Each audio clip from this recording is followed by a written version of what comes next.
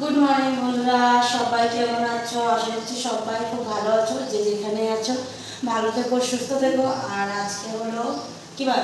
Saturday. হ্যাঁ।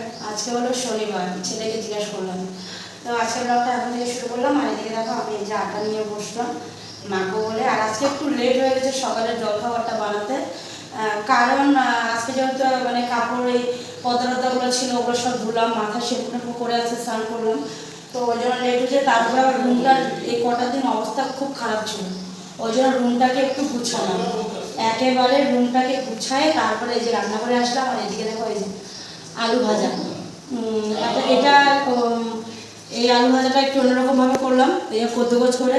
এই আলু ভাজিটা আবার তোমাদের দাদা ভাই তোজো আমার দেওয়ার খুব ভালোবাসে এটা খেতে।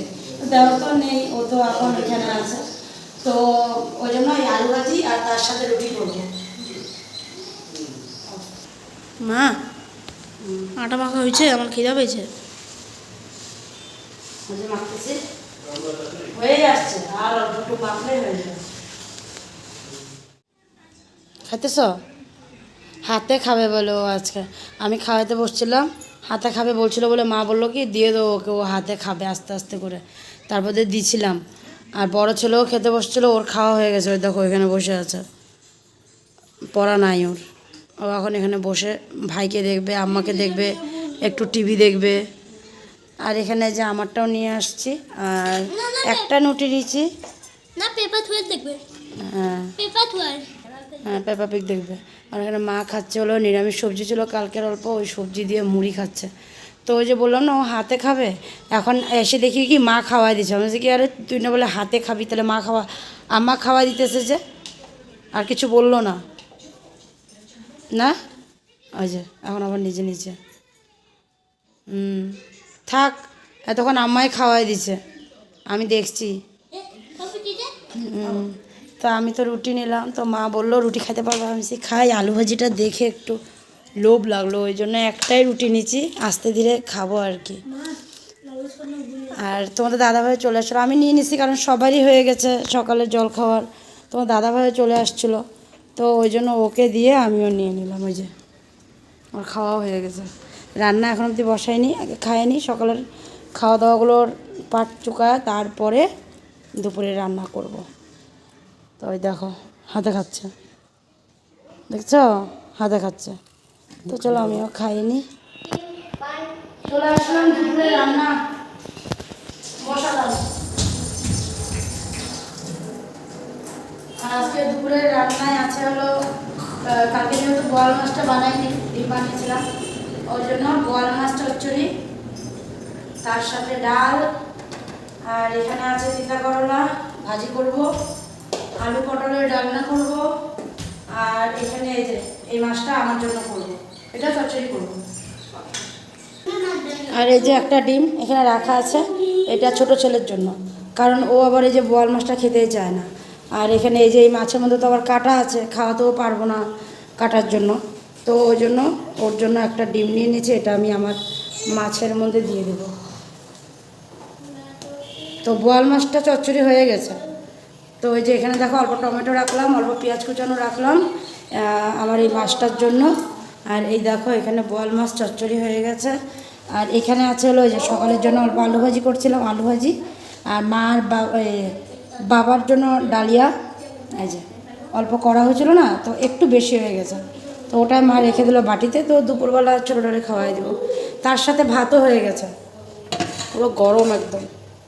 একটু ঢাকনাটা খুলে রাখলাম কারণ হাওয়াটা একটু পাস হওয়ার জন্য। তো ডালও হয়ে গেছে সোমবার দেওয়া, তো ডালটা দেখো সুন্দর উবালও দিচ্ছে।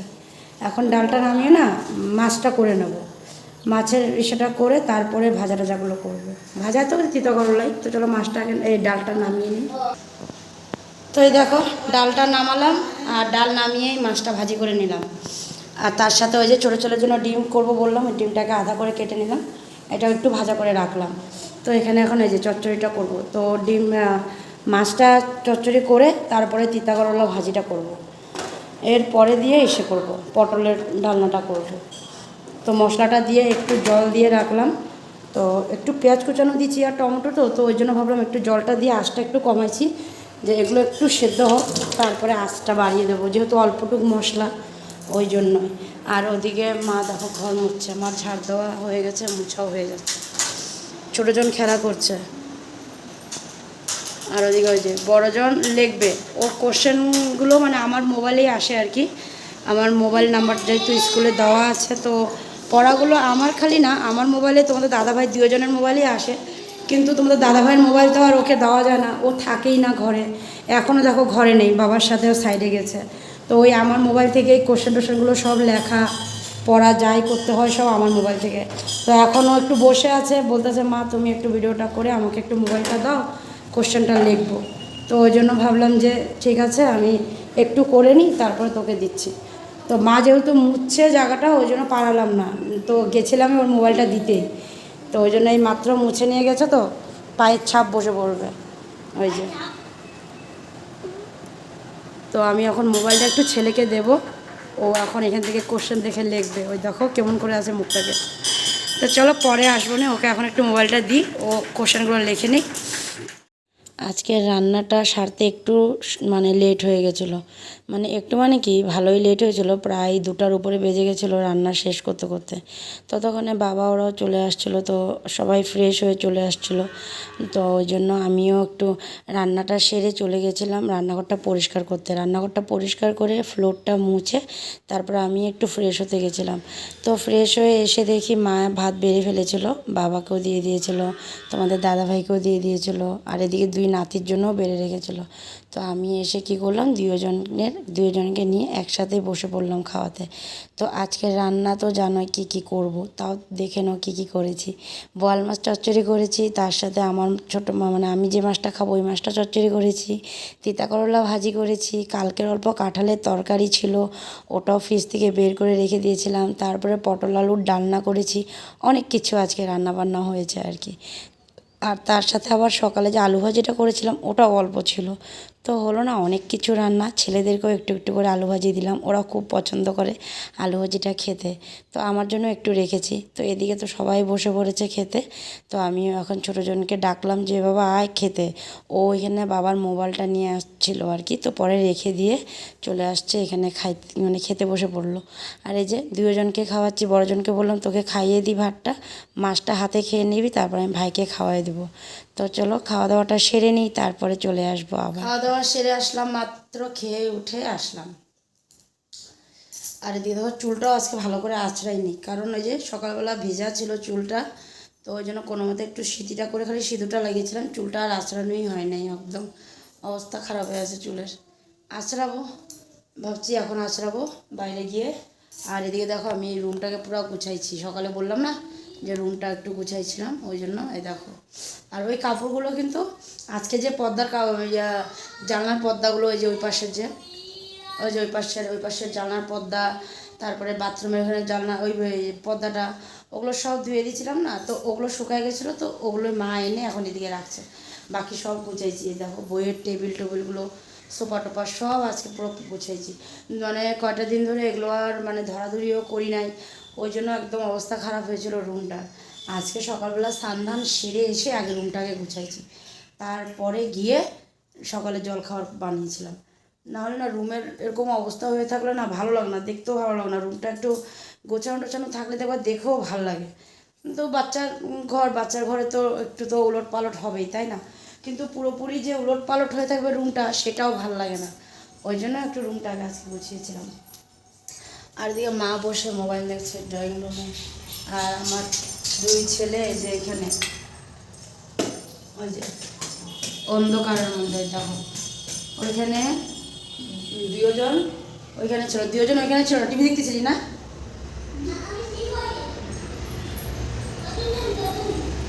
তো ফ্যান ছেড়ে গেম খেলতেছিলি, কারেন্ট গেছিলো গা, আমি যখন মানে খাচ্ছিলাম তখনই কারেন্ট গেছিলো গা, তারপরে আবার কারেন্ট আসছে।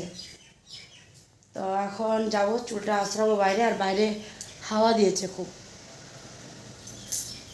তো যাই গিয়ে আগে চুলটা আঁচড়ে আসি ভালো করে।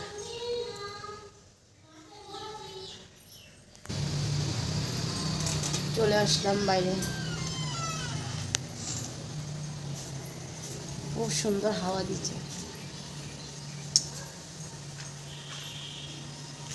আজকে সারাদিনে বৃষ্টি হয় না, এগুলো শুকায় নেই, এগুলো সব ভিজা, এগুলো মনে হয় ভিজাই আছে। আর বৃষ্টি বাদলের দিনে কাপড় জামা ধুলে সাথে সাথে শুকায়ও না, রোদ্রে থাকলে তখন নয় কাপড় জামাগুলো ধুয়ে দিলে, তাড়াতাড়ি ধুয়ে দিলে বেলা যেতে যেতে শুকাই যায়। আমি তো সকালবেলায় ধুয়েছিলাম, তাও শুকায় না। বাইরে খুব সুন্দর হাওয়া দিচ্ছে।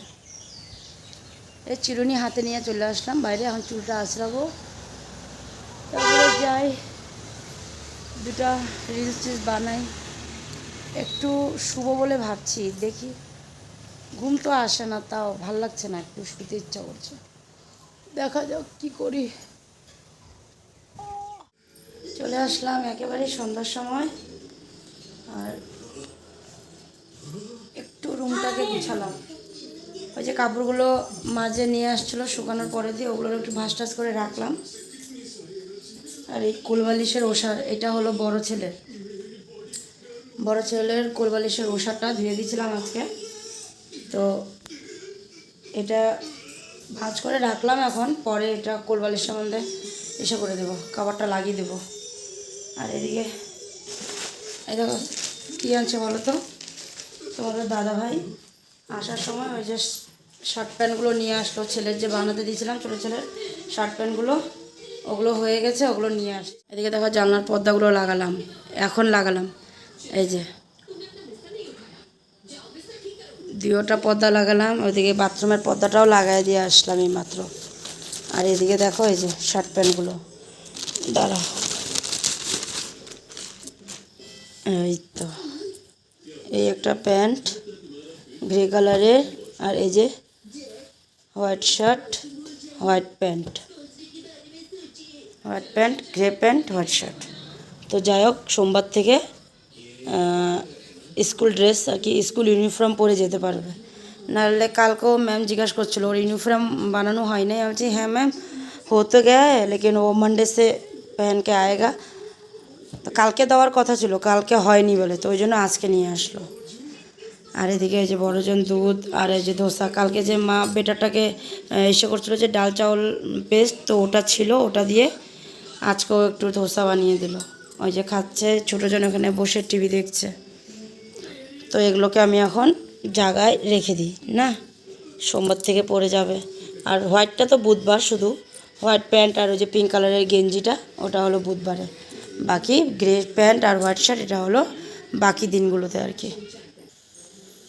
চলে আসলাম একটু রান্নাঘরে, আর ওই যে প্যান্ট শার্টগুলো একটু নিয়ে আসছিলাম, মাকে আর বাবাকে একটু দেখালাম।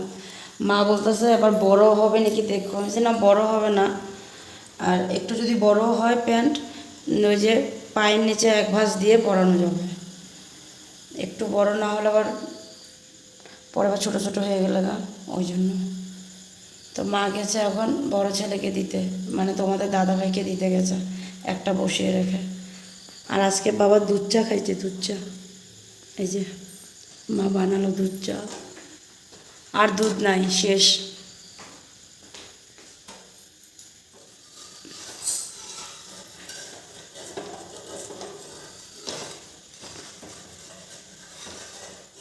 হয়েছে এটা, হয়েছে।